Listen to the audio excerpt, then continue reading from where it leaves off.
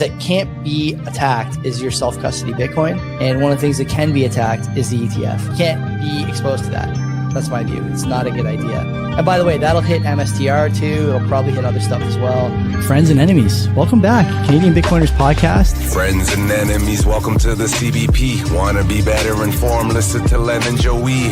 Spots is taken care of right off the top. Bull, Bitcoin, and easy DNS. The media is feeding the slop. It doesn't matter what topics discussed.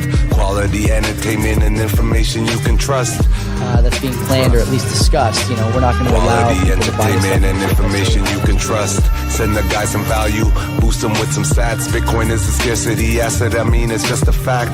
Geopolitical, national, down to the local class.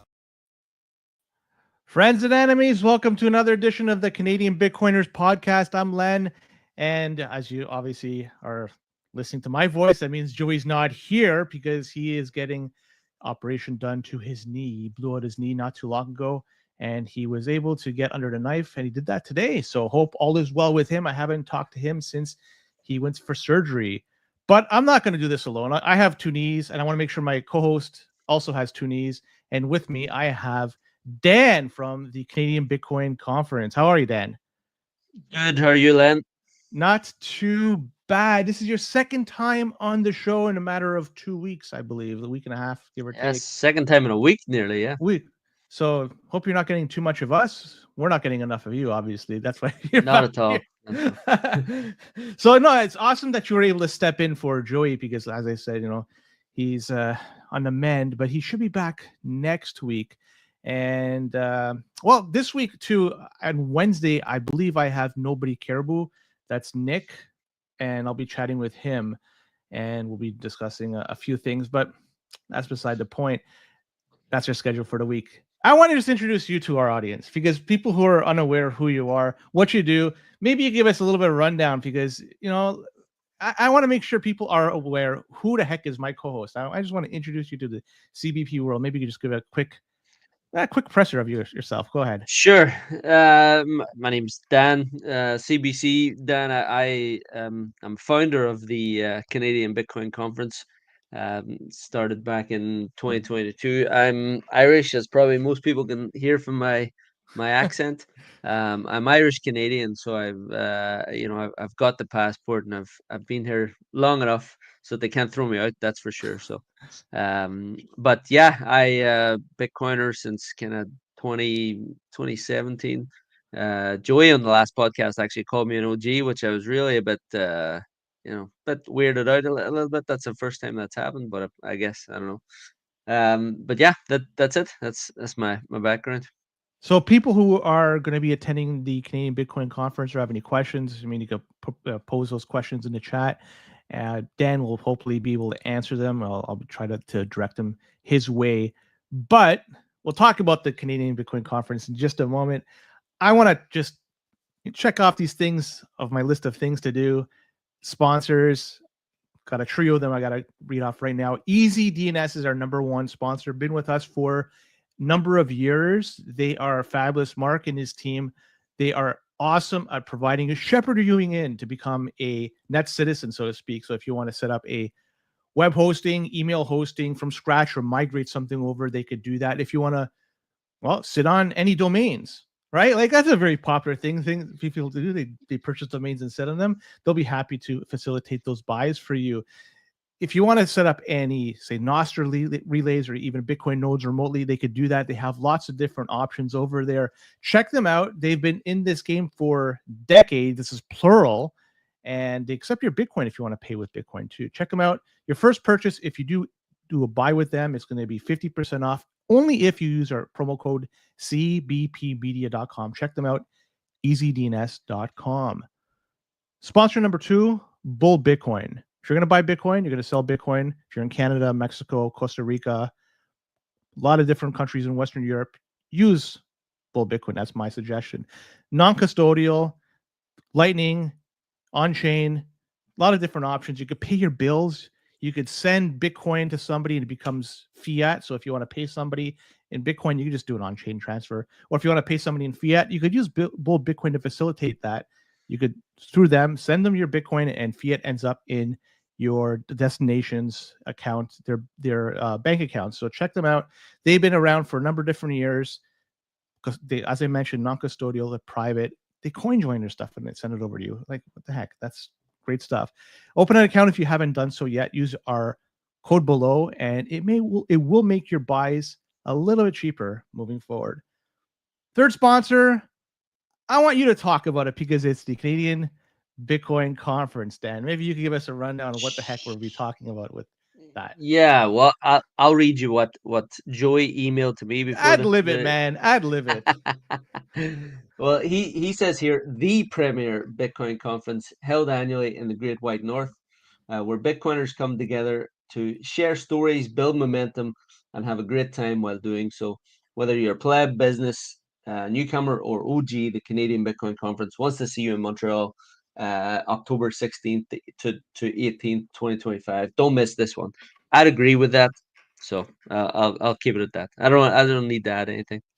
So Boom does have a question for you. He says, has he connected with PodConf to make sure the conference is compliant? That's kind of an inside joke. Have you heard of the PodConf crew? I was introduced to it at the last my last appearance on the show, and I understand it now. I understand what it means. I think there's some people at the will be at the conference that will be PodConf approved. There will be some that won't. I don't know. I think we're gonna have to put in like an independent arbitrator that will see who's compliant or not. But I don't know what the requirements are. Maybe Boomdust can put up a list of requirements to be approved. So to be honest, I think they're rather low. It's more just of a tongue-in-cheek thing. I think if they're going to exclude anybody, man, you really got to I don't know. You must have been a murderer or something in the past. You must have really pissed off somebody in a previous life, something like that. So, all right. I do want it to rhyme off some boosts because we got some boosts this past week and boostograms, and we'll make sure everybody gets their notes heard. So if you want to send us a note, the top 5 get read on this show. So here we go. Number 121 sats come from Owen, and he says, shit, now I got the FOMO. And I'm not sure if you got it last week or if you got it more so today, because we did have a little bit of a dip. Like my block clock is showing 110K USD. What does that mean? It means, well, Bitcoin's always on sale, at least in my opinion. So you're buying for the future, buy at today's price, which is always on sale. So the FOMO is always real. It's always live. Wartime, 133 sats. And he says custodial exchange. So Dan, what happened last week? I was talking about Bull Bitcoin being a non-custodial exchange, and I kind of slipped. It's non-custodial or something like that. And so, yeah, it definitely is a non-custodial. Freudian slip. It's like, yeah, they are like stuff is like custodial exchanges and non-custodial. So like Coinbase is a custodial exchange. You don't want to deal with them because you've heard of all the rug pulls that happened in the past. Einstein, Quadriga. Gosh, there's a big one that came recently. Whatever, fuck. If somebody's going to hold your Bitcoin, fuck, don't do that. You fucking you can store your own Bitcoin properly. You got your 12, your 24 words. You can do multi-sig. You could do the 25th word if you want. So many different options. Learn it to, custodial your fucking Bitcoin. Don't be a cock. All right. Bitcoin Jim, 1,000 sats. He says, keep up the good work, fellas. Yes, I agree. We will do that. Jer, 2,000 sats. Now we're getting up to some big ones. Great to have the band back together. Jer, it's only for one show. The band has been broken up yet again. So here I am playing second fiddle to Dan this week. And last but not least, we have Business Cat 5555 sats. Amped for this event. Is this the event for the Canadian Bitcoin Conference? I'd love to see if he's attending. So, sorry? How many people are going to be going to the Canadian Bitcoin Conference? What's the number you have capped? Hopefully, well, it's capped at like 1,200 or so. That's what the venue's rated for. But hopefully this year 600 to 700, and we got a lot of good ticket sales out of the gate. So I think we're going to hit that. So that's CanadianBitcoinConf.com. Yeah. Montreal, October 16, 17, 18. The big day is going to be the 17th. Is that right? That's typically where you have the most action taking place. Yeah, pretty much. So it's that's where the big panels are. That's when, it's almost like going away for a weekend with the boys. It's Friday night.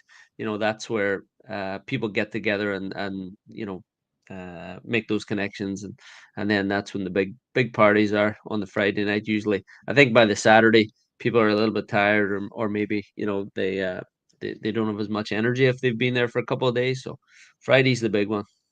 It really depends on how high the price is. If it's near all-time high, I think the energy is going to be at an all-time high as well. And you've held that conference a couple of years ago in Toronto, and the price was not really that. So great conference, but I think people's opinion of what Bitcoin was is changed to what it is now. At least a normie's opinion of it. My opinion hasn't changed one bit. I'm always going to keep buying, never selling. Yeah. Screw you all. This is my Bitcoin. Do you have a keynote speaker that you have announced yet or no? We don't have one announced yet, but we have lots of really, really good good speakers for the conference. Like I think this year I'm really excited for Lawrence Lepard.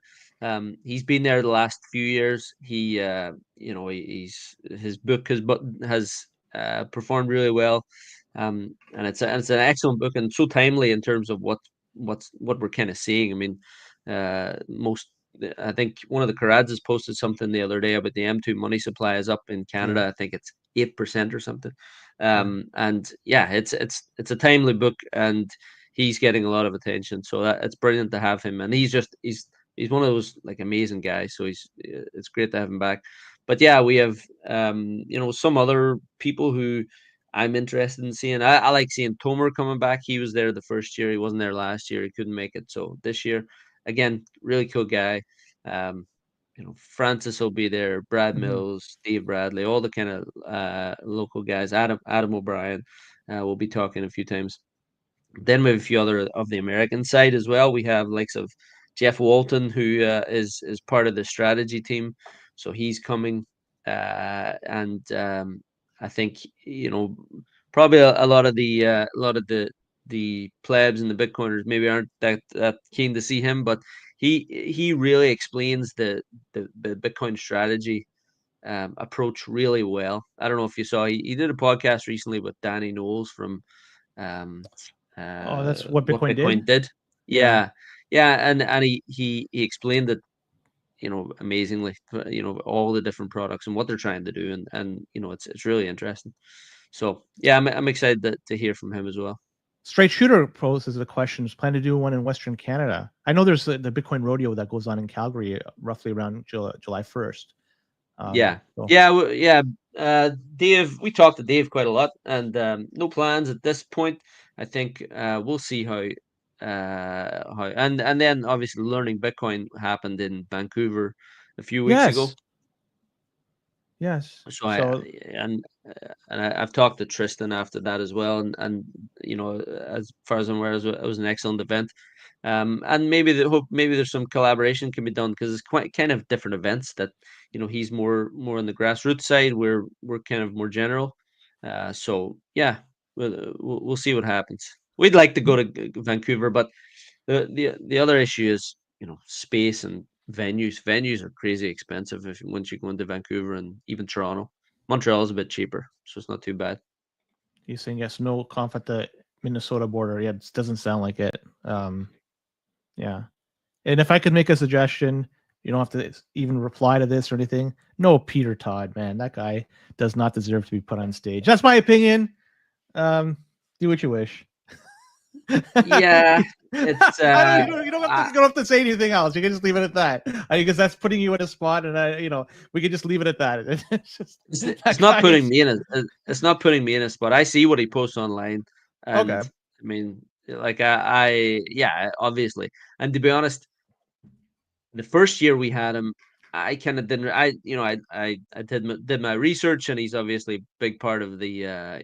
He's an OG, and he's part of the developers, and we had him.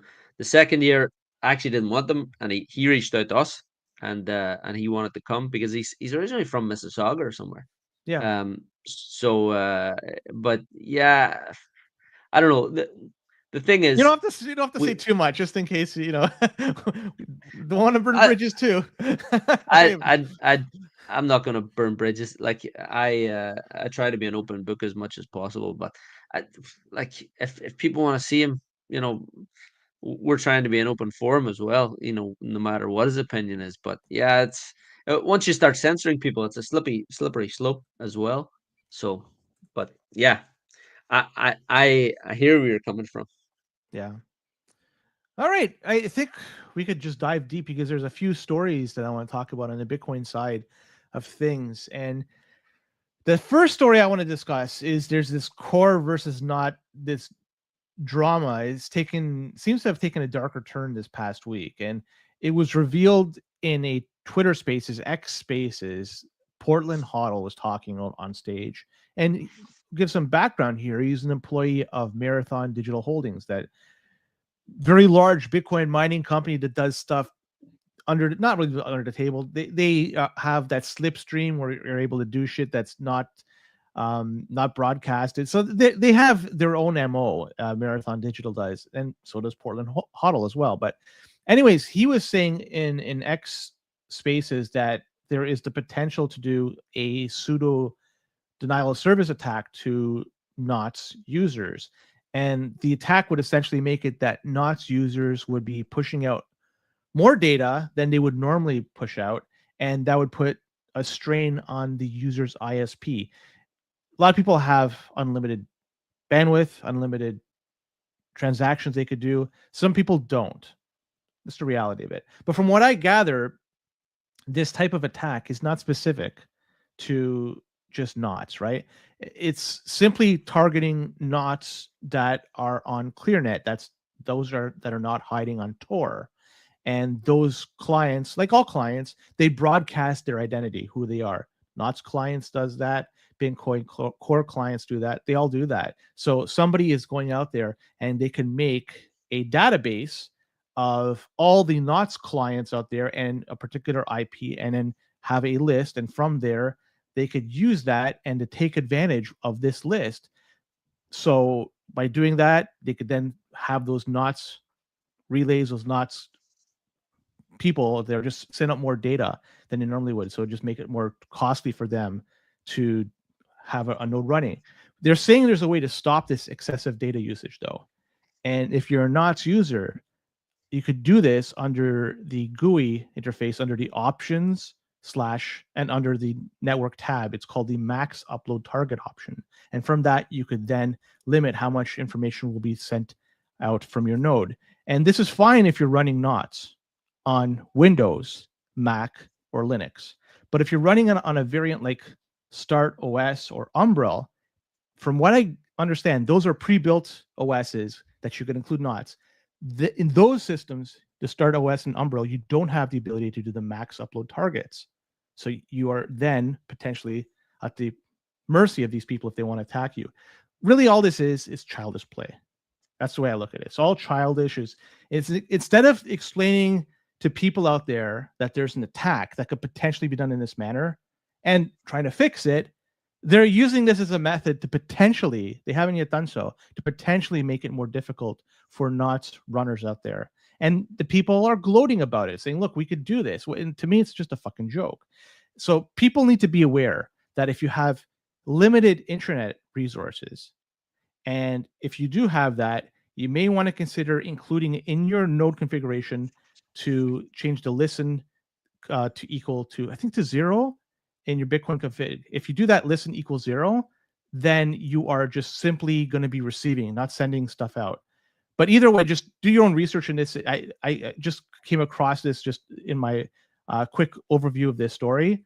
There are ways to prevent you from sending out data if indeed you do have limited internet resources. So I see this whole fucking thing, this whole drama. That's all it is. It's just fucking drama. It's two camps just going at it. And it's almost like I'm going to throw shit at you. You're going to throw shit at me. It's too bad considering what's at stake here.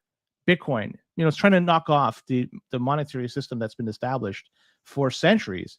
And here we are, we're fighting over this. Like, it seems like bullshit. I'm not sure if you have any insight in this whole saga here.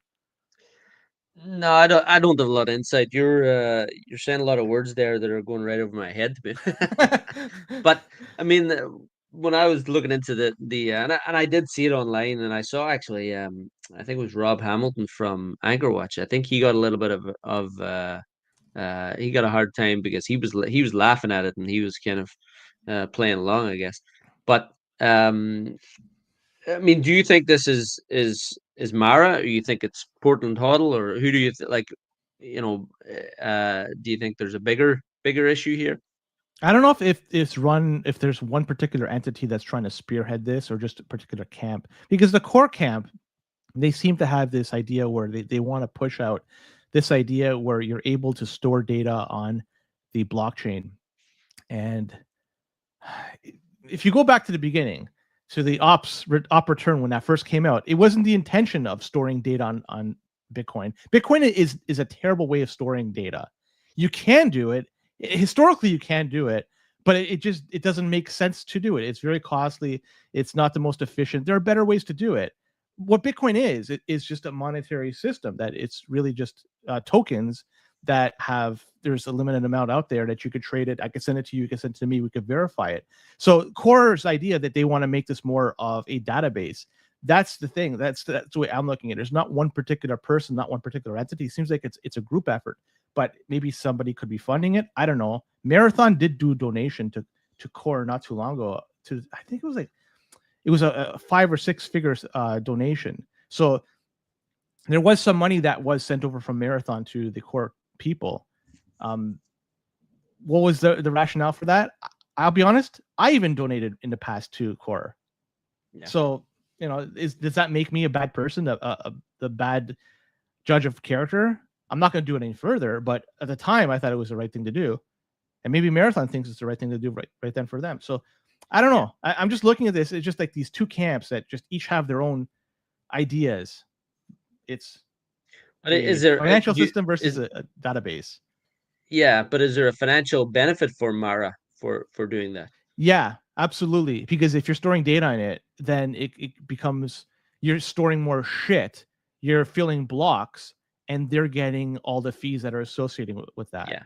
So through that lens, yeah, they want to see this because it would be advantageous for them as a business to have it done like that.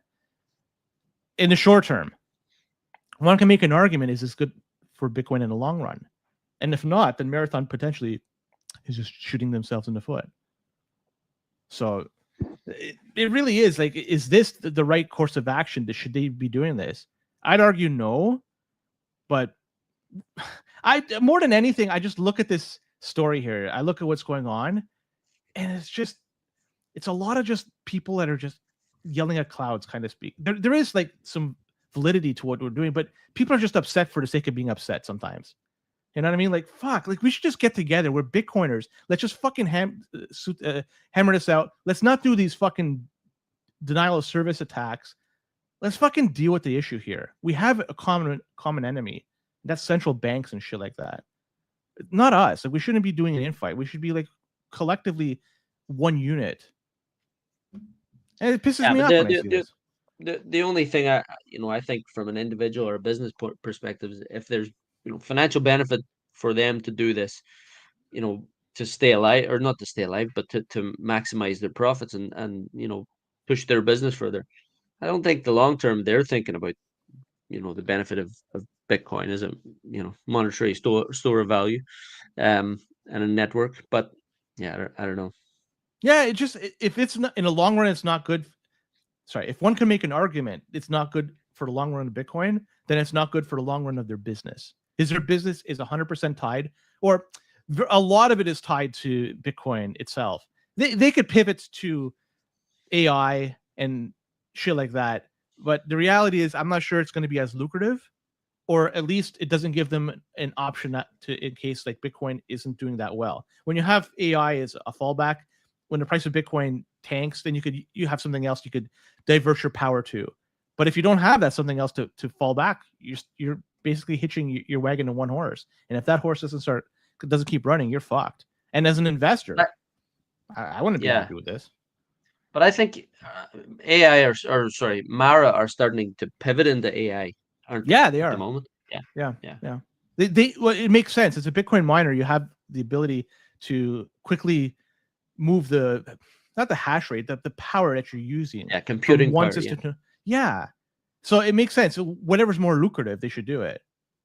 But having Bitcoin as an option is a Well, nice and fallback, or at least sorry. yeah, well, from what my understanding was that with the explosion of AI and AI data centers and processing power, they are going to run AI, processing during the day maybe, and then run Bitcoin mining at night. And when it's kind of off peak, or when to flatten the curve of processing power, and make themselves more, or and it's all about, for those miners, it's maximizing efficiency.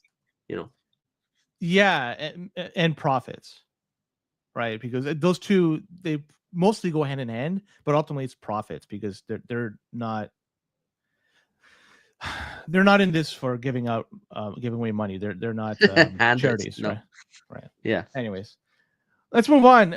Story I found to be interesting. I'm not sure if you saw this Jack Dorsey proto rig that came out not too long ago. And for people wondering what the fuck is a proto rig, I'll give some background here. It's a modular Bitcoin miner, and this is being developed by Block. And what is this then? We have an American firm getting into Bitcoin mining. Interesting, because not too long ago, we had Intel try to do this. They gave up. But imagine if they didn't. And if they did stick with it, Intel did stick with it. And now with the US government owning 10% of the company, it would make for a very fun what if. But enough about Intel. We'll talk about them later. Back to the Block proto rig.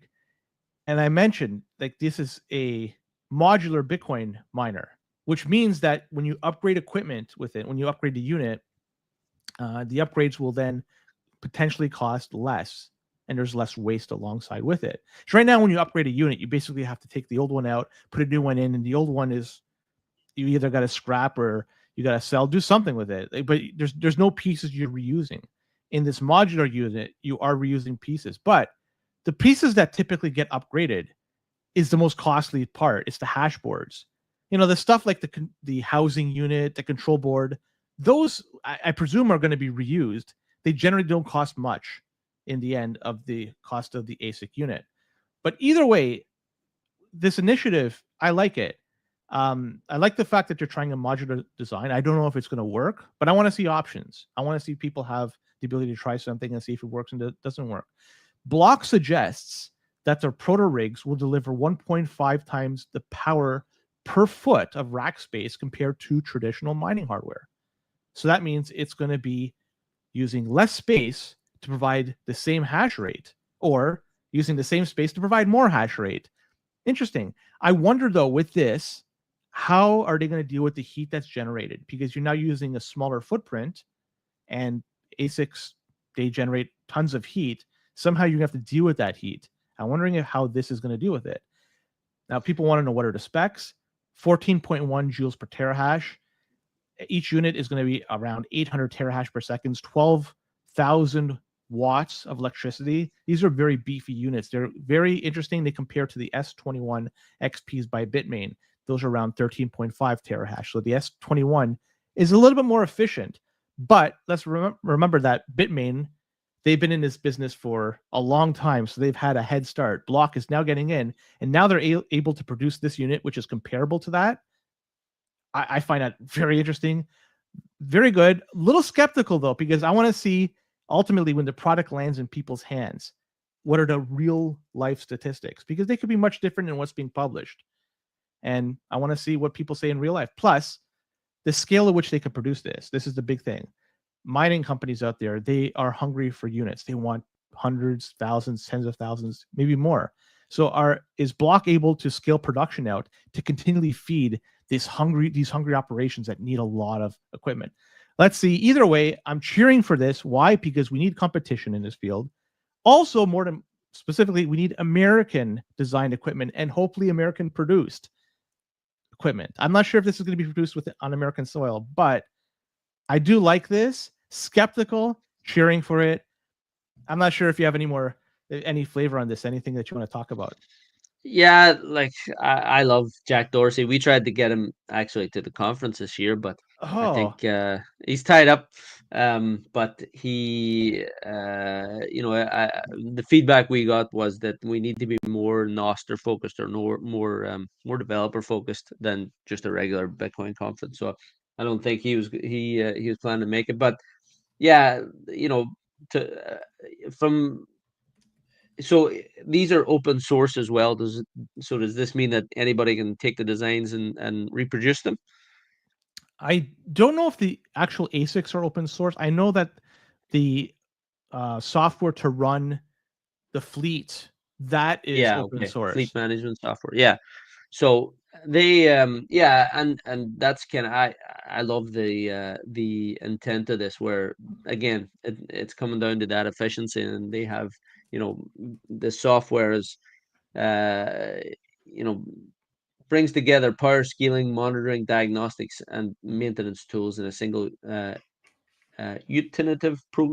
platform. Intuitive program platform. Sorry, but yeah, I'm sure the existing mining operations have one platform for all their you know um, uh, you know dials and all the efficiencies and all that stuff online. But yeah, this I think Jack Dorsey always seems to have his heart in the right place from what I can see, and he's really trying to push mining forward. And if this decentralizes it a bit, I think it'll help a lot too. And the other thing is, I was thinking, they've this now changed it from it used to be mining rigs were a 3 to 5 year disposable asset. Now it goes into a 10-year infrastructure asset. So does that help with the cycling or the 4-year cycles where miners would sell a lot of their assets or have to deleverage and then to upgrade their miners? Does that kind of help with that cycle? I hope so. I think so. Yeah, there'd be less waste, to be less shit to deal with down the road, and to make it easier to operate the business. The one thing that might be concerning to me, I was just thinking about it, because what happened with Intel, and we'll talk about Intel more in depth later on, where now the US owns 10% of the stake of Intel. I do want these operations to be set up on American soil, but I'm wondering if that leads to the potential for the US government kind of getting their way in and getting a little bit of percentage of that. Then do you want the US government to be owning one of these companies that are producing Bitcoin mining equipment? It's just more food for thought. I don't know if it's ever going to become to this type of reality, but if it does, that is probably going in the wrong direction, right? Would you agree? Do you want to see US anywhere near mining whatsoever, or even ownership of a company? Is this possible? I just something I'm wondering. Just more than anything, is it's Yeah, a I scary time to mean, be alive. When you see the government get involved with the ownership of companies.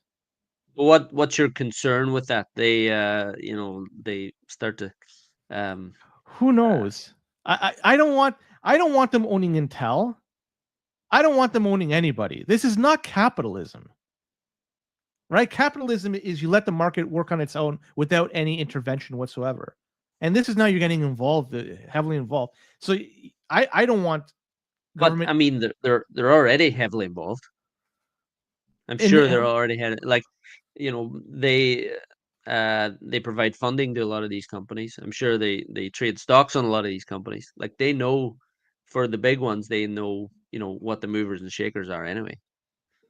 and Boomness is saying if you're worried that the U.S. government getting their beak wet, you should be terrified of what China is doing with the status quo. Right, China is basically the shining light as to why it is you should be worried about such a thing.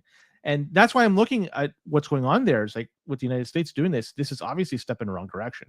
And whatever. Well, I mean, I want to talk more about Intel later on. I don't want to blow my load just yet. We could talk about something else.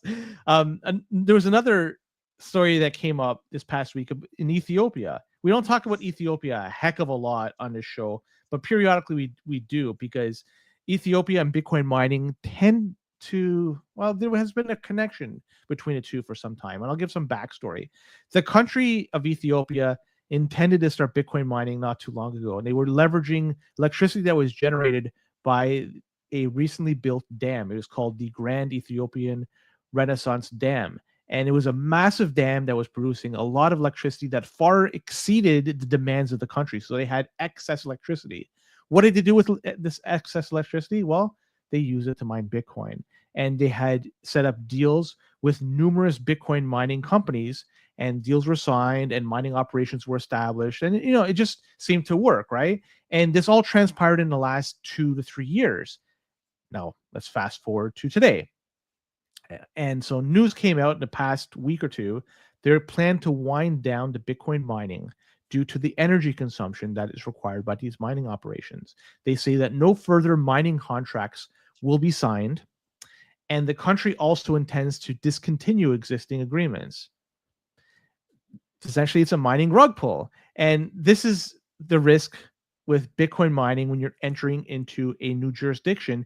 You got to have a friendly relationship with the government, because if you don't, well, the government, they could just yank the approvals and, well, your operations are no longer running.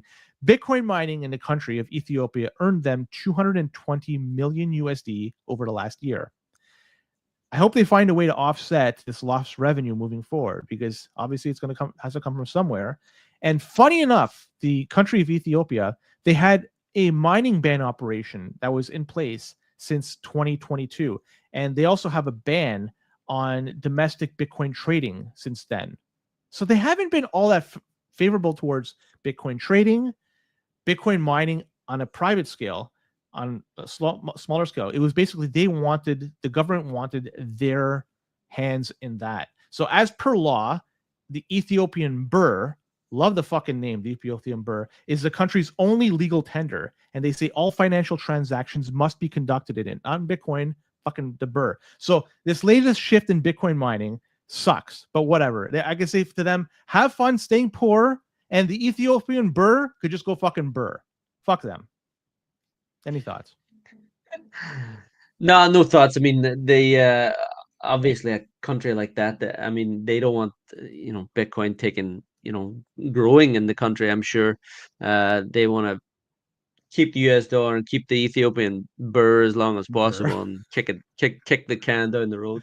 But I'm not sure. Do you think it's a monetary thing, or do you think it's maybe like, I'm thinking from an energy perspective, yeah, if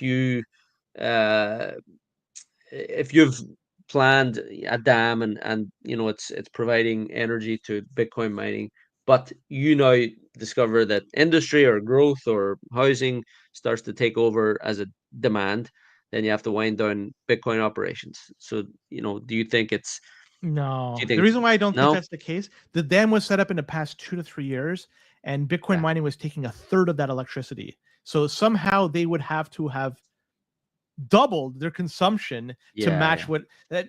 I don't see that happening in that short a period of time. It's possible, but I can't see industry being developed that quickly. Now, MixPix is saying in the chat, is the IMF involved? Nothing officially that I've seen, but that brings it. It's a very interesting point, Yeah, because it, maybe they it is a are good somehow. point. Because surely, Yeah. like you said, if you're making 220 million a year from this USD, and I'm sure they like to see the USD coming into the country. They there's a backhand play where the IMF go, okay, we'll give you 250 million if you just quit Bitcoin mining. Well, so Boom Dust is saying that the Singapore birr is something we should make the official currency of the CBP. Now, I have the Singapore dollar here as this is the unofficial currency of the show, and yeah, we could do it. We can make the birr. If somebody wants to send it over to me, I'd love to see it. But MixPix is saying that he just asked AI, and they do get some IMF love. That makes a lot of sense. They are a developing nation. I would imagine just about every developing nation is Yeah. on the IMF books. But yeah, Some money hungry dictator. maybe. I don't want to get into that. Maybe you should invite somebody from Ethiopia to come over to the conference and talk about the birr and why that's a better fucking currency than fucking Bitcoin. That'd be Well, a the good funny, discussion. yeah, when you I don't know if you were going to talk about Melee and Argentina, but before before the show, I was looking just at the Argentinian peso, and it's gone to shit. It's just it's like a ski slope all the way down the bottom. Well, which iteration of the peso are we talking about? Because that's failed how many times this century? Yeah. Like 4 or 5 times? I don't know. And yet Bitcoin's a fucking problem, right? Look at this thing's scarcity. You could track where it is. You could guarantee that you have ownership, but fuck the Argentinian peso. Oh, that's the fucking. Whatever, I make that. a point, but I think everybody's got their orange pilling stories. But my orange pilling story is, I get on Google and I show people the decline of their local currency usually, and you look at Turkey, you look at South Africa, you look at Argentina, you look at Egypt. Those are and they're even the Russian ruble. I think hasn't been great in the last little while, but you look at all those currencies and it's like a ski slope over 5, 10, 20 years. And it's an easy one. And I remember I worked with a guy from South Africa and you're trying to explain Bitcoin to him. And then you kind of go on, okay, you put USD to, I can't remember what the currency is in South Africa, but It's the South African rand. Rand, yeah. And it's a clear picture. And they know it themselves, but it just needs to be spelled out a little bit. You do a lot of traveling through the world, right? Because of your fiat mining gig. So yeah. And so when you talk to people, and especially in the last few years, since not just, COVID more than anything accelerated everything, but even leading up to it, a lot of these currencies were just on the way to zero. Just chatting with them, just briefly, people must be talking about their lives being much more difficult nowadays than it was in a few years ago. And it's not like they have to really look back to the 90s. It's just in the past 5 years, things have really gotten bad in a lot of these countries that you're traveling. Like they must be talking just openly, like this thing fucking sucks, right?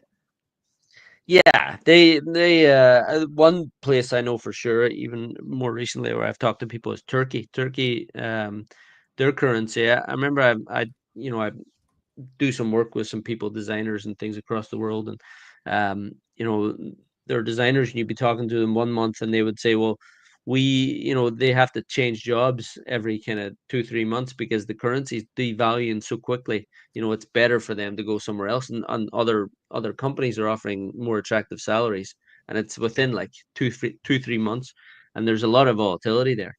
And they all want, they want stronger currencies, like they want to be paid in pounds, and they're all starting to work online and work for American or European countries that don't have devaluing currencies. And yeah, it's kind of the same. You go to like Egypt and they don't want I just for a laugh, sometimes I'll go and I'll try to pay and that there's the Egyptian pound, and you'll try to pay in their own currency, and they laugh at you, like they're like, no, we want dollars. Like that's that's the sad thing.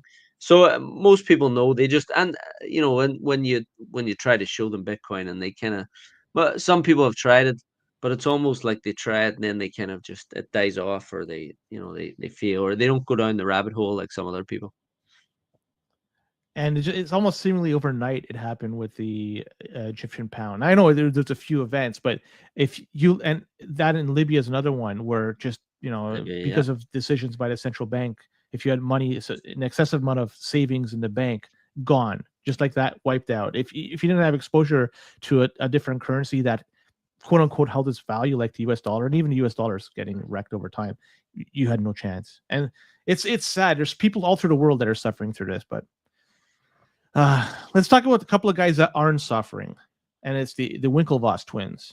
And I want to bring this up, and this might be a sign that we're at the top, right? Because why? Gemini Trust Company, that's the company that the twins are dealing with. They plan to go and file for an IPO. They're doing the process right now. Gemini, what are they? They say they are, quote, a cryptocurrency and exchange and bank. That's what they claim to be. And so really with this IPO, the way I look at it is they need exit liquidity. And they're hoping that you, the investor, will be that. And I really thought a few years ago, back in 2022, when the whole DeFi bubble burst, I thought Gemini was going to go down too at that time. For whatever reason, got to give them credit. They kept their ship from sinking. But for those out there who are like, okay, this is a potential win. When I get the IPO, I'll get it as soon as it comes out. These guys, they offer up Bitcoin, shitcoins. They have something called Active Trader Platform. That's for experienced traders.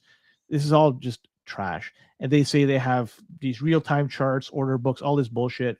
And they also provide custodial services for Bitcoin, just the same way Coinbase does and Fidelity does for larger corporations, larger companies. And even that, Gemini says they have their own stablecoin. Never fucking heard of it before. The GUSD, the Gemini dollar. Anyways, they also have staking. You know what a scam that is. Gemini credit card, Gemini wallet. This thing is just, it reminds me of just a huge fucking scam. And if you want to buy good fucking luck, GEMI is going to be the ticker. Oh, by the way, the first half of 2025, they lost almost $300 million. Why would anyone want to buy into this business? I'm telling you, these guys, they want exit liquidity. That's what this is. Yeah. It's a sign that we're at the fucking top. That's what this is. We are at the fucking top. Any thoughts? Yeah, I mean, I just looked up how much Bitcoin they have. It looks like they have 77,000 Bitcoin from a quick Google search, or 70,000, which is what, about 7 billion. I mean, exit liquidity. That's I think these guys are just greedy. Yeah, they're. I mean, and yeah, I see a few articles there about XRP, and they're working with the founders of XRP, and I don't know. Yeah, it's a lot of shitcoinery. Too much. It is. It really is. So I would stay away from it because it's absolute trash. But people out there, they want to get involved. The only one that I think that did really well, Circle. I'm not sure if you followed that IPO, but as soon as it IPO'd, and they have their own stable coin, the USDC, US dollar circle or something. I guess it's called USDC, and that's the only one I believe that has the blessing of the US government. So when Circle went public, CRCL, I think is a ticker on NASDAQ, it went bonkers. I think it almost doubled within like a week or two of their IPO. And still, even after a couple of months after, I think it's above what the IPO price was. That's the only one that I know that's done well in this. Generally, when there's an IPO, it's just like, I would, I'd recommend stay away from it. I'd recommend to stay away from all fucking this. Just buy Bitcoin and sleep well at night. But I know there's people out there, they want to do something with their RSP, TFSA, 401ks, shit like that. All the more power to you, but you're going to get wrecked in the end. You never get access to it. Just my thoughts. Yeah. And the only one that seems to be, anyway, go ahead. No, just those are just my thoughts. That's all. Go ahead. No, I agree. It's not really, it's not for me. And usually there's someone in before you that, has more information than you. And like you say, you're their exit liquidity. So yeah. That Bitcoin that you said that they have, I'm wondering how much of that is customers. Like, that's not Bitcoin they own, right? That's actually like what they have under custodial services, what customers purchase and left on the exchange. That's probably what that number equates to. Am I right? No, I think that's personal. So in 2013, they reportedly purchased around 70,000 Bitcoin. Oh, wow. Yeah. Fuck that. I'm not gonna. All right, last story. The Bank of International Settlements. We could talk about this interesting story. The BIS, they're part of the Fiat Three Stooges, along with the IMF and the World Bank. And the BIS, they recently proposed a new thing that they wanted to deal with anti-money laundering and also KYC, know your customer. So they want to have compliance with that. And they want this in the world of cryptocurrencies, and specifically non-custodial wallets. So you got to think, right? BIS, right? They're the central banks are in this club here, like the Federal Reserve, European Central Bank. Like, it's a very tight-knit group here that they want to make sure that they keep the power. So typically AML and KYC, these KYC rules, they are applied to banks and other centralized financial companies. And those rules, they require them, the banks and so forth, to know their customers and to report on any suspicious activities. But something like a non-custodial wallet, where you know, or myself, I'm the user, I have full control, you have full control of your funds, you can do whatever you want, that falls outside that KYC AML system. There's no centralized entity over there to regulate. It's difficult for authorities to track. And if there's any illegal transactions or money laundering, it will happen. And it's very difficult to identify and stop that. The BIS, they propose a new self KYC system. So instead of forcing you to give up your information to a company, the system itself would create a compliance score for each cryptocurrency unit or wallet. So the score will be based on a wallet's transaction history. So if your digital money, like Bitcoin, comes from wallets that have already been identified through a KYC process, then your score would be high. But if your Bitcoin comes from an unknown or a flagged wallet, your score would be low.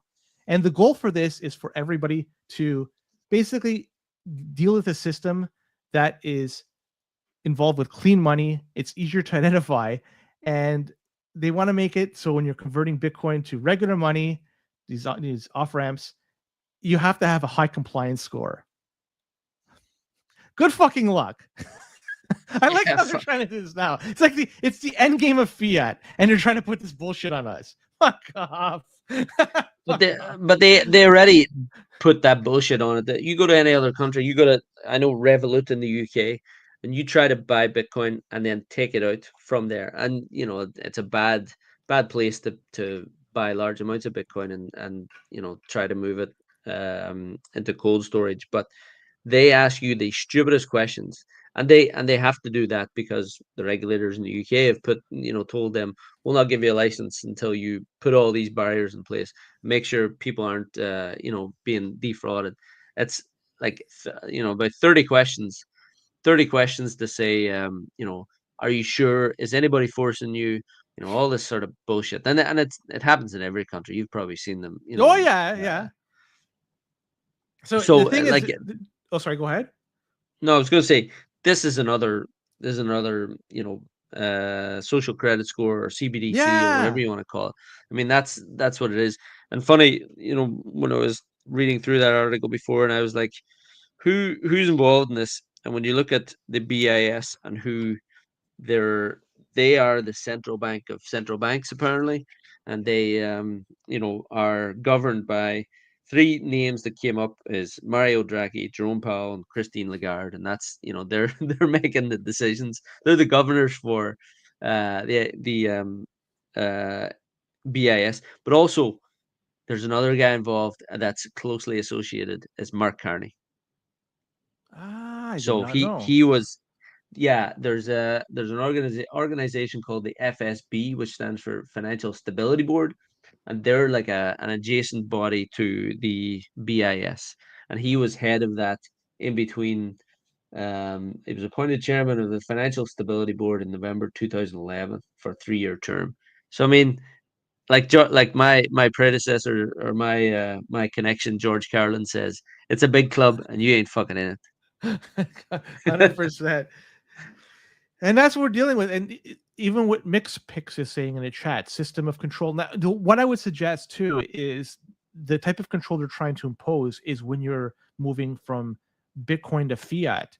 If you're not doing that, if you're staying from Bitcoin to Bitcoin, there's no way to impose this type of pressure, this type of control. So, for example, if I send you Bitcoin, and now to do that, you'd have to have a big heart. There's nothing that could stop that. There's nothing that they could do. But if you were to sell me a service or a good and I pay you in Bitcoin, then I can see how they would say, okay, let's try to stop this. But really, they have no authority. There's nothing they could do. So like they're trying to impose these fiat rules, these fiat regulations in a Bitcoin world, which doesn't quite work. And another thing too is this whole AML stuff, and fiat is fucking riddled with it. Like fucking banks get fined all the time because they're not compliant with AML.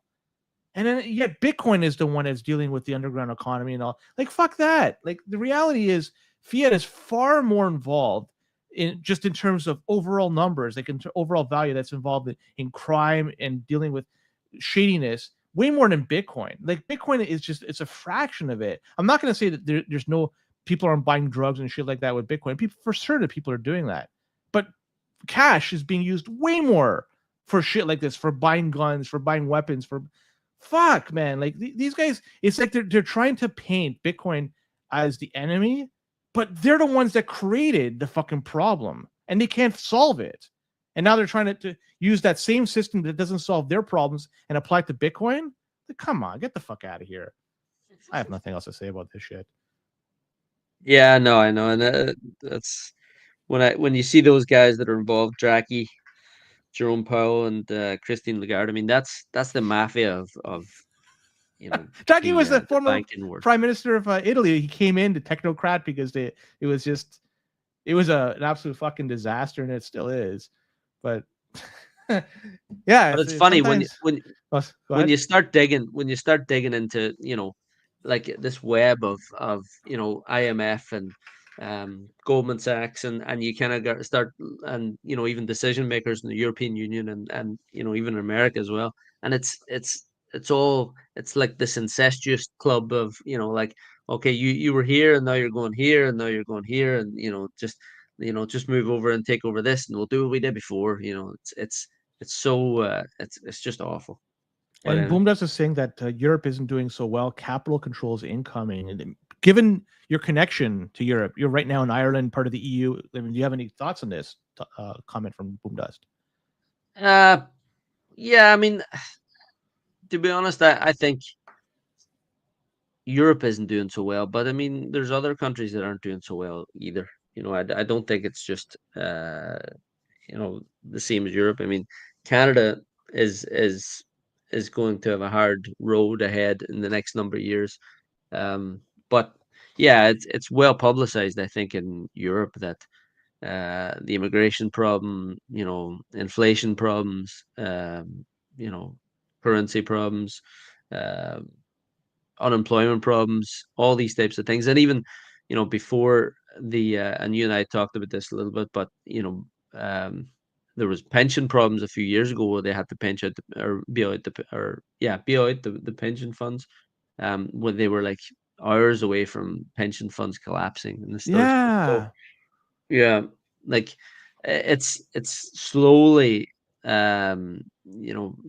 slowly just it's called death by a thousand cuts, and it is like it's death by it's just every day at a time, and I think Jordan Peterson, one time I was listening to him and he said, they push and push and push you back, an inch at a time, and next thing you know, you're a mile away, and that's true.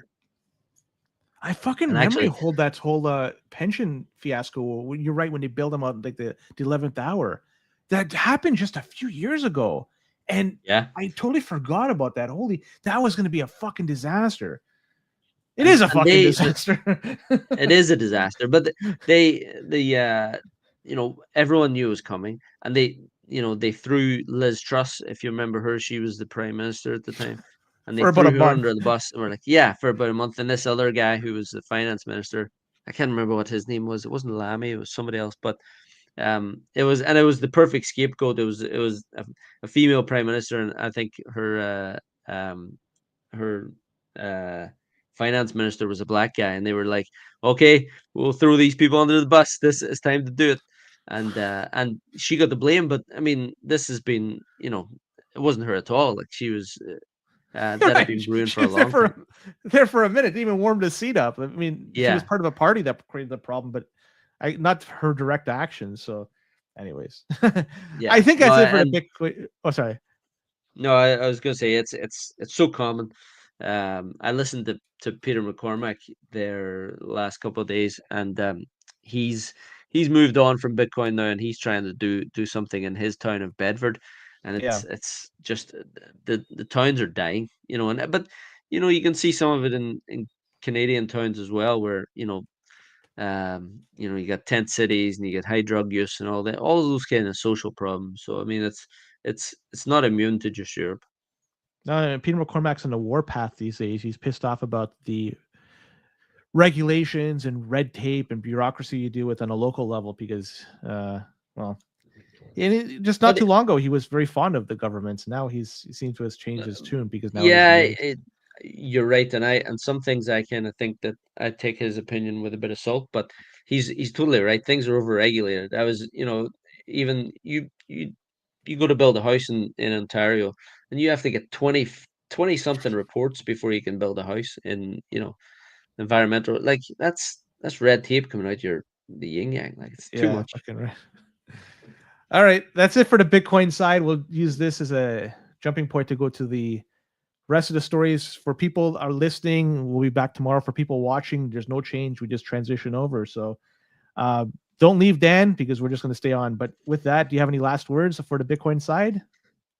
No, thanks very much for watching, everybody, and yeah, I'll see you in a bit. And don't be a cuck. So with that, we could transition to the rest of the stories, and the rest of the stories are sponsored by 256heat.com. And if you're looking to mine Bitcoin and heat your home, there's no better place to do it, especially if you're in Canada, because these folks here are located in Southern Ontario. Joey and I recently got a unit each, and we are heating areas of our homes with this. And at the same time, through that, we are mining Bitcoin. And it's using S19s that are plugged into the 110 volts. So you don't have to have a fancy setup. You just basically need 1,000 watts, 1,400 watts, 700 watts, whatever system you want to put up there. And if you're going to be heating your home this winter, if you have an area of the house that's cold and you're going to be using electricity to do it, you might as well use one of these devices, because in that way you can earn Bitcoin KYC free and have it sent directly every day to your Lightning wallet. Check them out, 256heat.com. They are great. The units themselves are quiet. I wish I could show it to you. Mine's in the garage right now, but Joey's unit, he has his behind, and it doesn't really impact his setup. So you don't even fucking hear it. So anyways, they're the best in the game. Check them out. Now, with that being said, Jackson Hole. Let's talk about Jackson Hole, because that took place this past week. And I'm going to be very quick about this, because when it comes to this kind of stuff, I really, it impacts me, but I don't really care, because I can't do anything. It just happens regardless of however I think. I can't will it into a different direction. It just happens. So Jerome Powell, by the way, I just want to point out, he looked disheveled in the photo just before the meeting. There was a photo of him getting off the plane. He had his carry-on. He was lugging around, and it looked like he was fucking flying coach, or he just exited coach and flying with the rest of these fucking peasants like us. Like, these guys, they could fucking create money to thin air, and you're forcing this guy to fly fucking coach. Give me a fucking break. Anyways, must have been a rough flight. So after the meeting, it looks like there's indication that rate cuts may be coming. Great. And once he said that, at least hinted at that, it was, this is a signal that the Fed is shifting their monetary policy. No commitment yet, but fucking there was an immediate reaction. Bitcoin went up. Like, it's amazing that this guy could get up there, could say a few things, hint at something, and boom, markets move. Oh, come on, man. Like, does this guy have that much power? Yes, he does. Does he need this much power? No fucking way. But he's talking about the same old stuff, like labor market, employment, shit like that. It's going to be driving the decision moving forward. This guy, he is on his way out. There's no, he's not going to be renewed. Trump doesn't like him, even though he's the one that appointed him. He wants the rates cut. This guy's refusing to cut rates. Who's right? I don't give a fuck, to be honest. I'm not sure if you have any insight you want to put in this one. No, I don't give a fuck either. I see, we're on the same page. I like it. We're on the same page. Like, I mean, it's I don't know. It impacts us. Yeah. But what the hell? Like, what the fuck can I do? Like, it's yeah, great to chat about it. That's it. It does, but I mean, it impacts us in a negative way. I mean, we're going to, well, I guess negatively, when they print all this, or more money, or they release more money, or people gamble more or take more risks. But yeah, it's the weirdest. It's like a sketch show. You see when Trump was down in the looking at the Federal Reserve renovations, and he was like, was it 3.2 billion? He was like, no, it's and it's like Laurel and Hardy, like it's something, something out of a sketch show. So yeah, I think when Jerome Powell gets the can or leaves, and it looks like he's trying to stick it to Trump, really, doesn't it? Yeah, in a way he does. He's trying to stay to the bitter end and do it on his own terms, not bow down to any wishes of changing rates. Do it the way he wants to do it. Is that being stubborn? Is he doing it to the detriment of the country? I don't know. I I think Jerome Powell it seems like he's not the worst of them. He's not like some of the other guys, but and maybe he's just trying to do the right thing, and Trump's trying to strong arm him, or obviously trying to strong arm him. But yeah, I don't know. It doesn't impact me too much. I don't really give a fuck. Intel. Let's talk a little bit more about them. This is a story I touched upon a few times already. Now, this is basically what happened. The U.S. government is getting involved with ownership of Intel. They now own a 10% stake of the country. That's right, the company, not the country, the company. 10% stake of Intel is what the U.S. government owns. And they got this deal that was done because they were converting grants into equity. And the grants were coming from the CHIPS Act. So they had this act and money was going to be sent over, government involvement. And they said, you know what, we'll get some stake in the company. Okay. And it's an interesting way of using taxpayers' money. Because let's be honest, that money could have been spent anywhere else. It could have been spent on maintaining bridges, improving healthcare, paying off debt, wherever the fuck it is. But in this case, they decided, you know what, we're going to buy 10% of Intel. All right. So now the state has direct ownership in a publicly traded company. This happens periodically. We had the same thing happen when there was a bailout in GM and Chrysler, or what the fuck it was called at the time.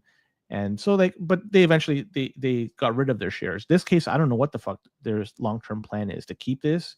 It's an $8.9 billion investment, and 433 million shares were purchased or somehow sent to U.S. government. And if I was a competitor to Intel, if I was an NVIDIA, if I was an AMD, this type of news, this would piss me off to no end.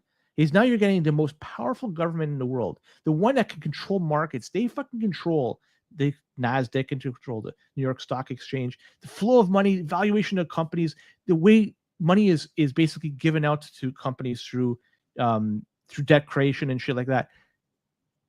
They fucking now own that. Like, I would be fucking irate if I was AMD. I'd just be fucking pissed. Like, I'd be looking, this is definitely the wrong way of doing things. The U.S., through all this, right, at least right now, they don't have any seats on the board or any voting rights. But this could change. And if they do, this is Soviet Union style stuff. Right? Like, it's maybe not to that degree, but it's a step in that direction. State ownership of a company. And it's not like it was given to them. There was some backroom deal to do this. Right? And are they going to end at 10%? Do they want more? They obviously they want to have some stake in this, maybe for defense or like, who the fuck knows? There's a long-term plan here. I don't know what it is, but the state owning a company, this rubs me the wrong way. I don't know about you. Like, what do you think about this? Nationalization of companies has never gone well for too many companies, as far as I know. And especially in that sort of sector where it's, innovation based. Yeah, I know what you're saying, where they don't have seats on the board, but surely there'll be some influence there. But I don't know if I would say it's a bad thing for Intel, really. I'd like to know how much Nancy Pelosi had in it, and and how much info she had, or if she bought any stocks beforehand. I'm sure she did. Maybe I shouldn't label her. Maybe I shouldn't do that. But no, but somebody within Congress or in the Senate, because you're right. A lot of times, people that are elected officials, it's noticed after the fact that they purchased into a company before the news came out, and somehow, at least the perception is, I'm not saying this happens, I'm trying to not get myself sued here. The perception is it looks like they used inside information to obtain this and buy in on the cheap. And yes, I'd love to see in 6 months, a year from now, a year and a half from now, when disclosure is then released, who the fuck bought in before this took place and how much. Because if they did, answers need to be given. and potentially heads should roll. But you know what happens? No heads roll, no answers are provided, and we just continually go on. It's a two-tiered system, right? Oh yeah, but You fucking do this what? shit, you go to jail. They do this. You get reelected. Get the fuck out of here. Yeah, but I mean, what do you think? Like 10%, it's not a massive stake, but do you think that is that going to have a massive influence on Intel, like influence to get money? I don't know. Did they need this? Did they need this type of partnership? Did they need, like, what's the advancement here from Intel? Like, what are they getting from this type of partnership? Are they better off today than they were a week ago?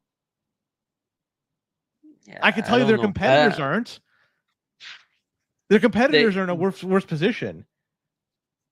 Right? If I was an investor of Nvidia, would I say, oh, I'm gonna just dump more money in this company? Or would I say, maybe it's time to start reducing my position just based off this move by the US government? Like, this is a very powerful position they got in. I don't know. yeah, And see, Boomdust is saying, yeah, he's saying yeah, that, look, sorry, they're just basically money for nothing. Sorry, money, and they're getting stuff in return, rather than typically what they do is they get nothing in return for their money. Great. So it may be some benefit here, but let's not overlook the fact that it's now a partially owned by the state. I think that's something for me at least, I don't know why I can't overlook that particular point, but for me, it rubs me the wrong way. Taxpayers paid for this thing. They now that they got direct ownership of a company, what the fuck they want to deal with this company? They want services. They want healthcare. They want roads to be free of potholes. They don't want fucking bums in the street. They don't want fucking ownership of Intel. Like, this is not something a government should do. To me, it's the outside the purview of what a government should be doing. It's not providing. John's saying in the chat that they need chips for manufacturing in the US for defense purposes. That's probably a good, yeah. Fair, yeah, and yeah, I touched on that. There could be some defense play situation here, but still, I don't know. I just look at this. I don't know. I don't know why. I'm just irate about this, and I'm not even a U.S. citizen, and I'm fucking irate about this. Whatever. Yeah, and I'm sure they're cycling money from defense companies or defense contracts into Intel, and there'll be some backhanders, some way of allegedly, laundering money some way. There's this interesting story in Canada that I want to talk about, and it's this homeowner. His name is Jeremy David McDonald, and this guy was charged with aggravated assault and assault with a weapon for injuring somebody. There was an intruder that broke in his apartment. So it's happened 3 a.m. And what he did, Mr. McDonald, he decided to deal with the intruder. He actually used a kitchen knife, and he harmed the intruder, Michael Kyle Breen. And so what happened in the scuffle, some serious life-threatening injuries were received by Breen, the intruder. And he was airlifted to Toronto Hospital.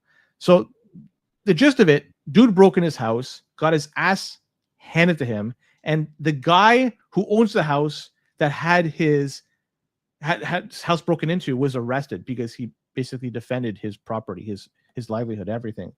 And on top of this, the thief, Breen, he was wanted for unrelated offenses. So he doesn't have a clean past. He was wanted for shit like charged with multiple crimes, breaking and entering, shit like that. And this guy, McDonald, ends up getting charged.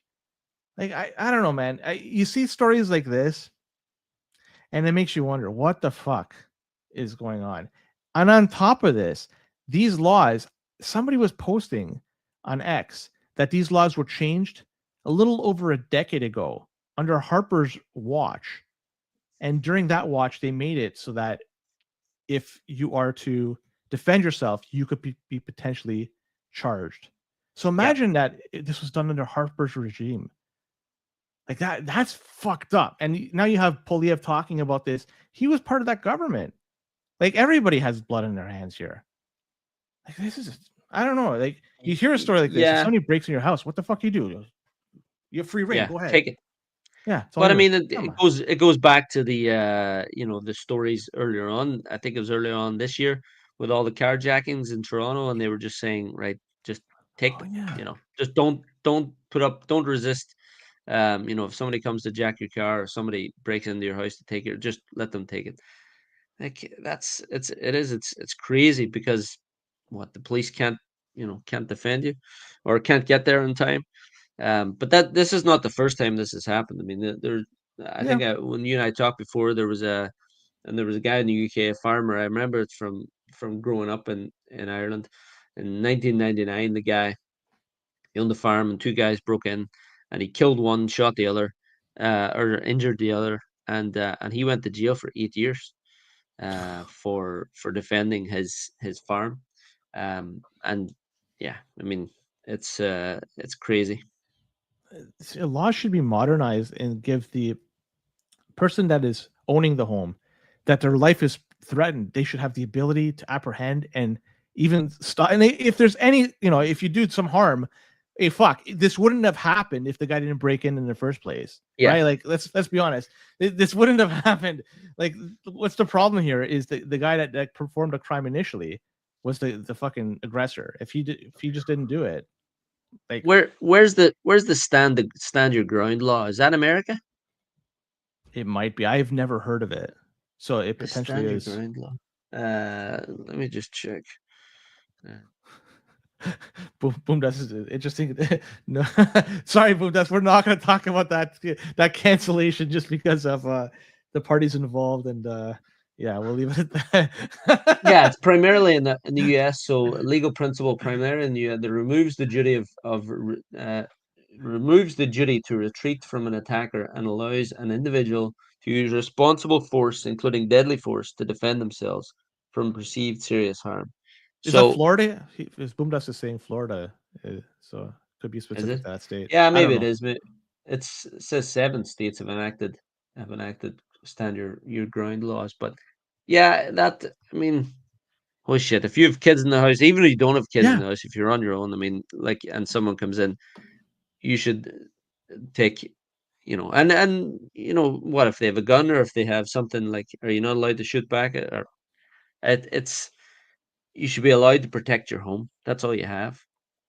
and beyond that, what if you have like a pit bull, for instance, and there's no laws for you not owning a pit bull, you're operating within the confines of the law. The dog is trained and everything, and somebody breaks in, and the dog just absolutely snaps, and it goes after that intruder, and it maims / kills the person.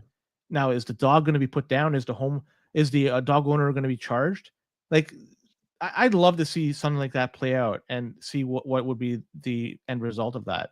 I think it's bullshit. It's total I'm bullshit. sure there's cases before where criminals have sued homeowners for getting injured for coming in and out of their homes. Like, say they break a window and cut their hand or whatever, and they've sued and won. Like, again, uh, I'll Google that, but I'm pretty sure that's a thing. Anyway, let's talk about another interesting story.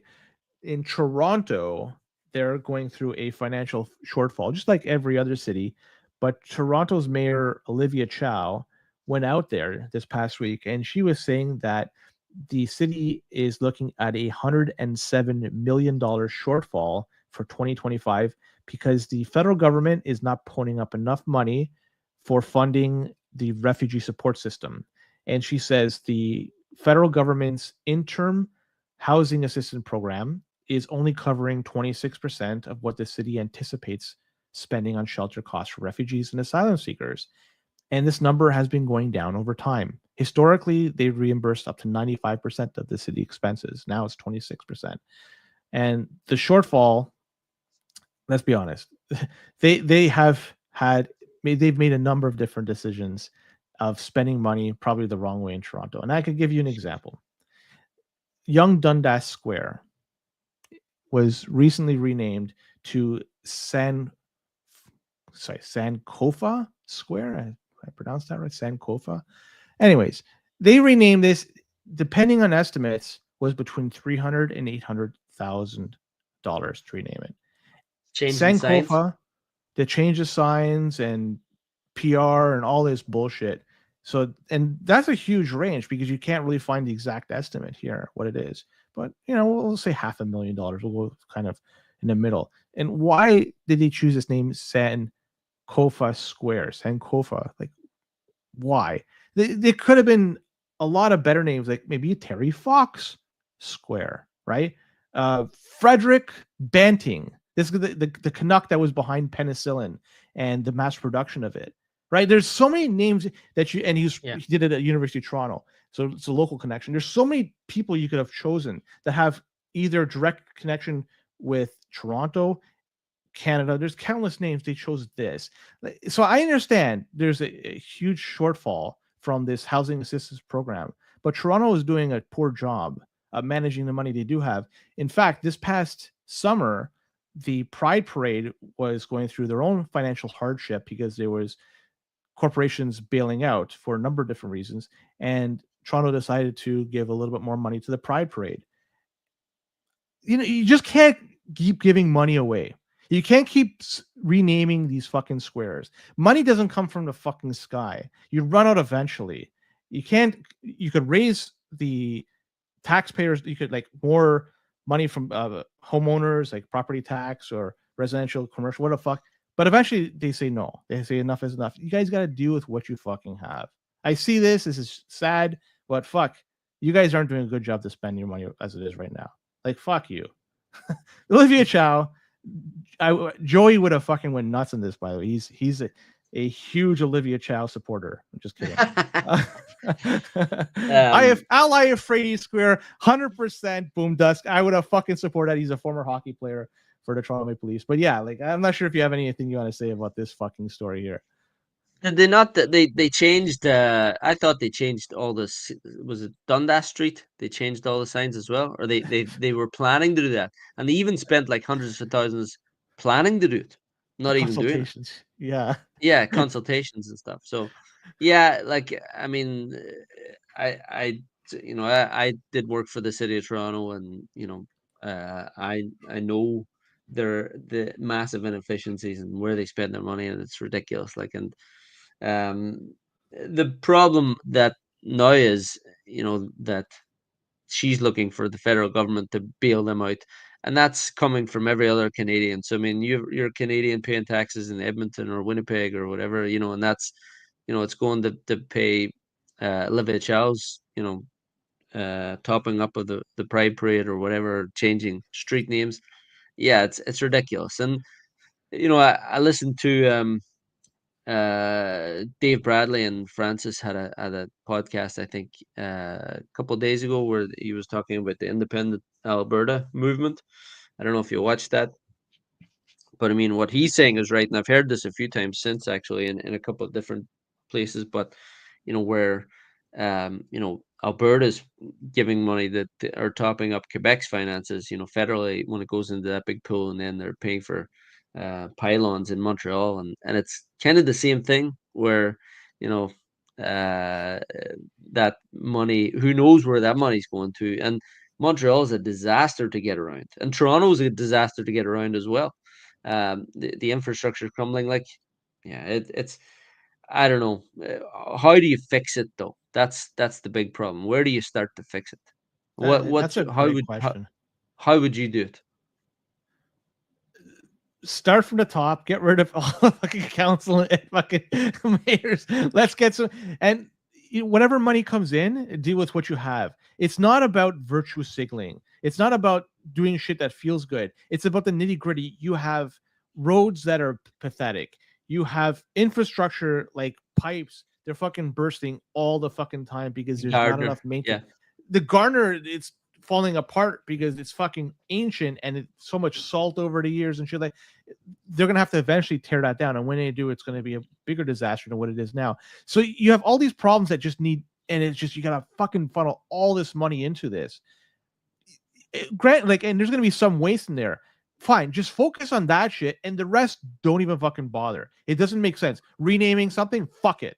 That's something. It's a nice to have, but we don't need it today. Maybe in 500 years we could talk about it, but definitely not today. That's the way I'd fucking deal with it. You prioritize shit, and it's a thing that just, if it doesn't fucking work, if it adds no value whatsoever to make somebody's life easier from getting from A to B quicker, it's not even included. Fuck you. Back of the list. See you later.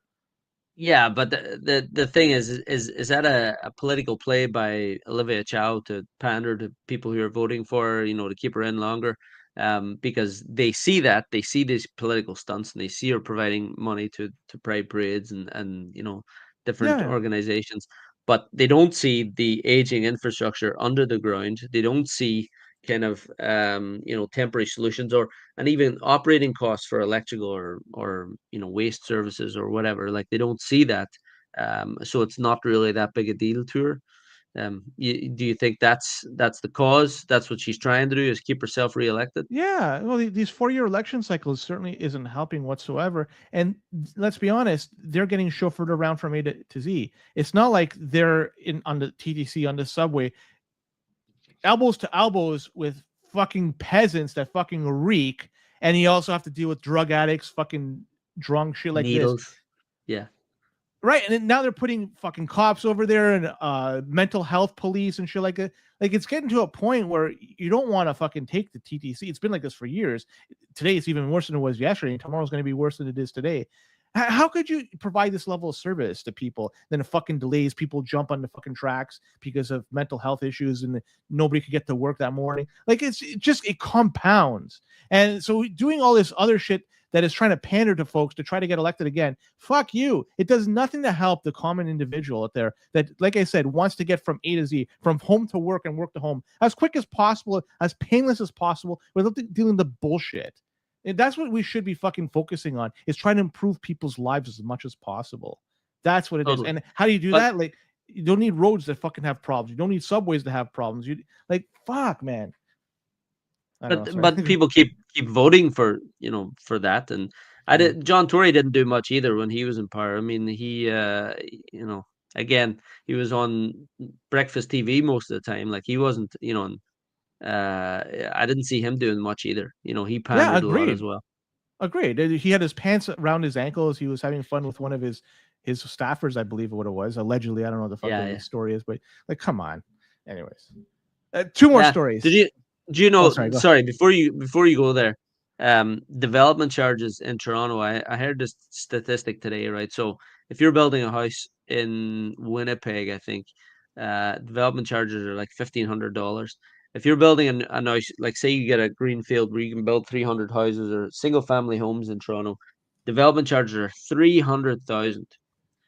So, like, that's unbelievable cost difference, and where that's going to, and that's going right into, that's it's supposed to be spent by the City of Toronto government or the municipal government, or and what are they doing with that money? That money's being pissed up the wall somewhere. Yeah. So it's an awful, and anyway. And if you look at the subway system, I don't know how many new stations were built in the past 10, 15, maybe 5 stations, whatever the fuck it was. You go to China, they build tens of thousands of kilometers like in a few years. Here, there's consultation, all this fucking bullshit just to get a fucking, and it's $1 billion a kilometer. If you stand in the way of a fucking any sort of progress, you become part of the fucking pavement. You either move or it gets fucking done. They don't deal with any bullshit. Like, you know what I mean? Like, if you want to have progress, sometimes you have to just fucking push your way around and say, we're going to get shit done.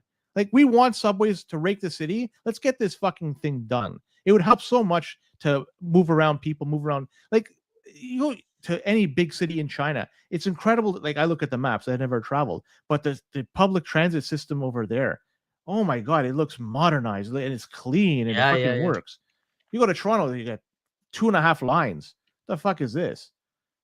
Yeah, and you're waiting on trams all the time, and there's always delays, and even some of the projects I remember, they would do the design for 3-4 years, all the moving utilities, planning to move utilities, and then they would get to the stage where they would have to buy the trains, and the trains would be out, or Bombardier would be screwing around, or they'd be out like an inch or 2 inches or whatever, and next thing you know, you have to change everything again. It's delays, and it's like Toronto, the whole transit system is a bit of a joke worldwide, I think.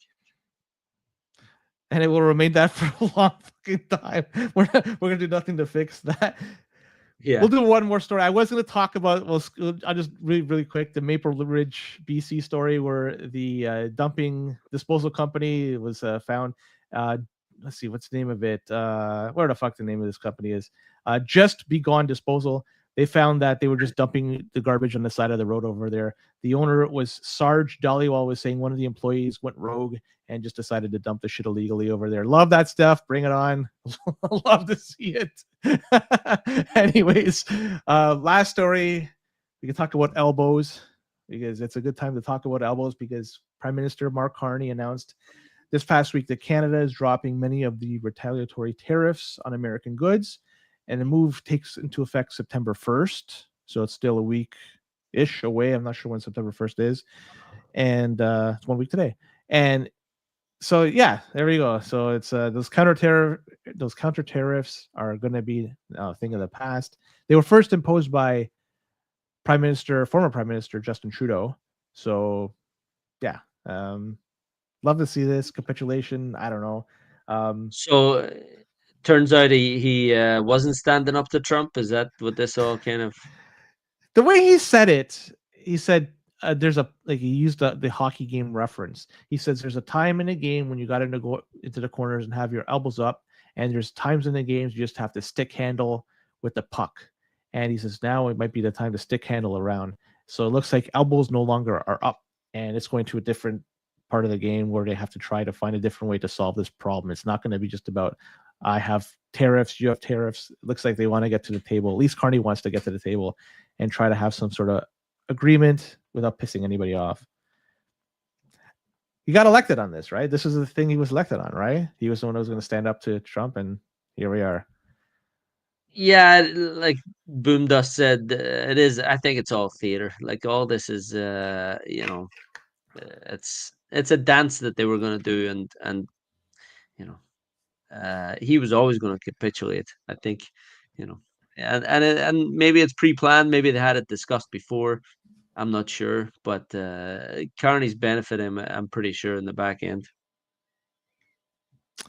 I have nothing else to say about this because this is just and the thing is, huh? I found it an interesting story, but I think I'm exhausted from this whole topic, to be perfectly honest. So yeah, I mean, go on. We were saying? No, I was going to say that the thing is, a lot of the and listen, I'm, apolitical, I guess. I mean, I, I I vote for whoever I think is going to be more beneficial for Bitcoin and beneficial for my family and my friends in the long term. But and the thing is, as there's a saying in Irish, actually, most of those guys, it's a different cheek of the same arse, as they say. And it's the same. They're out for themselves, and I they're want it in playing the Gaelic. game. Sorry. I want it in Gaelic. Gaelic? No, not for me. I was born in Britain. But yeah, so I don't put any faith in anything those guys say, but whatever. It's just me. All right. I think that's basically it for this show. I hope everybody enjoyed it, and just want to thank Dan from the Canadian Bitcoin Conference for stepping in for Joey, who's obviously on the mend. He's got his knee redone today. So, Dan, did you enjoy your time with us or with me today? Very much so. Yeah, it's always fun to chat, and feels like we're having beers. That's the way I always want to have it to be done. Like it's just a couple of guys just chilling out. And I just want to say a big thank you to you because you're staying up very late. Don't want to say where you are, but it's much later than it is where I am right now. So thanks a lot. Yeah, for it's okay. coming here, man. I'd do it, no problem. All right, brother. Any last words before we sign off? No, all good. Talk about the Bitcoin conference. I Talk about the Canadian Bitcoin. I gotta plug the conference. Yeah. So Yeah. we just announced we have actually a really cool thing, a Bitcoin for Business workshop, which is happening. So the intent there is to have business owners and people who are making decisions that are interested in Bitcoin. They want to learn in a good space. We've brought together, the Bill Bitcoin guys and John Tellis and Andrew Klubine from Generatio, and John Mongao from Fortress, and other people as well. So and actually BTC Mentor involved. So giving hopefully the business community some Bitcoin element or Bitcoin learning element. So that'll be a really fun one. That's happening the day before the 16th of the conference. The hockey game as well. I don't know Oh, if anybody's out yeah. there, any of the Americans listening. We really need some American support, so we're trying to incentivize those guys to come. But Screw them. They yeah, won last year. They had that ringer. yeah, Brandon Gentile, and he Yeah. was, I don't know what the A1 hockey player, or something. Whatever. Uh, Apparently he was on the ice the whole time, and they just fed him the puck, and he did his magic. yeah, So I think it's time we have to go to the OHL, one of the higher ranks over here. Not quite professional, so we don't have to pay them big dollars, but we could just get a couple of ringers that are quote unquote Bitcoiners and kick their ass. So yeah. I was trying to find out who the Bitcoiners actually. There's Trevor Kaverko, who works with Sonny Ray now. He does a lot of stuff outside of Bitcoin, let's say. But he played in the NHL as far as I know. So, and I don't know if didn't play for Toronto. I think he played for. I can't remember. I read his story one time, but yeah, I think he'd be a good hockey player to come. Maybe we could bring Mark Carney for Nets for the American. Very good. He was part of the Oxford team. Anyways, just one last word before I sign off. Joey did message me just right now. He says, good as can be. So it looks like the surgery was a success, and he is Good to on the hear. mend. So yeah, so he'll He'll be probably squatting in no time. Yeah, he was squatting up until recently, even after the injury. And I'll be back on Wednesday with Nobi Caribou, aka Nick. And with that, take care and don't be a cock. See you later.